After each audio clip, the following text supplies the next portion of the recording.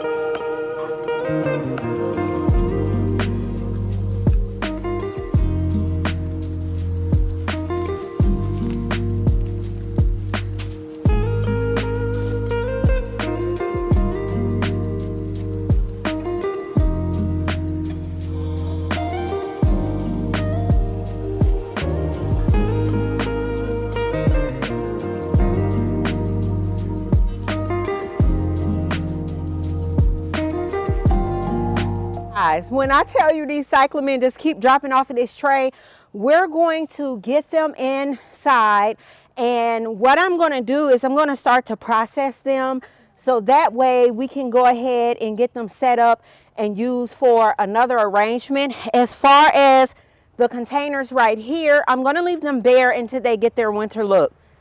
Typically I'll do a transitional look, but because the weather has been so off this year, it didn't allow me to do such. And then also, in addition to that, I like to push and stretch and see how long my arrangements can actually last. That's how I actually know and have learned over the years, because I've been doing this for decades, you guys.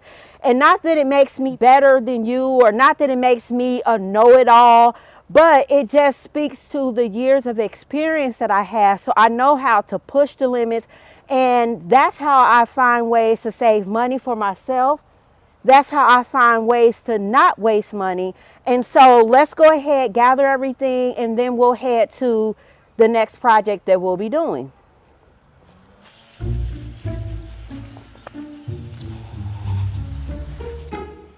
Since I keep dropping my cyclamen, I went ahead and just grabbed a crate. We'll put them in here. They'll actually be happier in here until we get them to their next situation, because I still want them to look nice.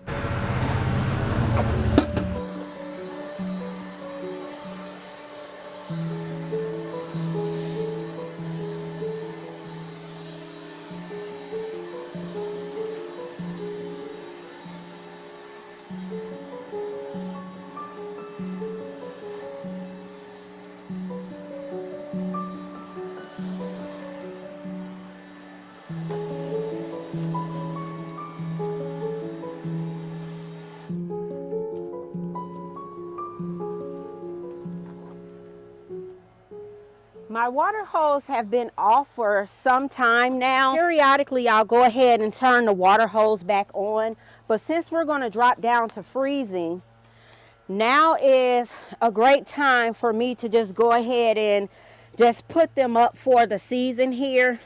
And any of the supplemental water will typically come from indoors or on a day where I know we're going to have warm temperatures for a certain amount of time here.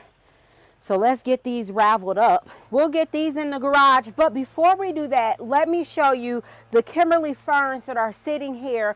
Now, since we pulled them, this is actually where they've been at. They'll get the most sunlight, and then in addition to them getting the most sunlight, they'll be able to start to naturally lower their temperature, because the room where they're going to be housed at, I think they'll be happy there. So let's get in close, let's look at them.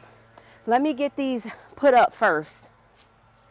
I got the water hose put up. Let's take a peek at the Kimberly ferns here. Here's our Kimberly ferns. Now, this is where they have been being housed at, and we've had temperatures down in the 30s, and you see there still are signs of life here, but we're going to drop down to basically freezing, and now is the time for me to go ahead and get these in the place where they're going to be housed at for the season. So this is how they look. We have the fronds, you can see right here, like right here, right here. I will pull one of them out, but this is actually their temporary root system for right now, so I definitely don't want to disturb them. These will now go in, they'll be overwintered, and up on my garage, I do have windows here that's going to come in and provide additional lighting for the Kimberly ferns. I'll make sure to come in and just sprinkle some water throughout the season. I actually have a video, I'll drop it down in the description box, where I talked about how I keep my Kimberly ferns, I overwinter them from year to year.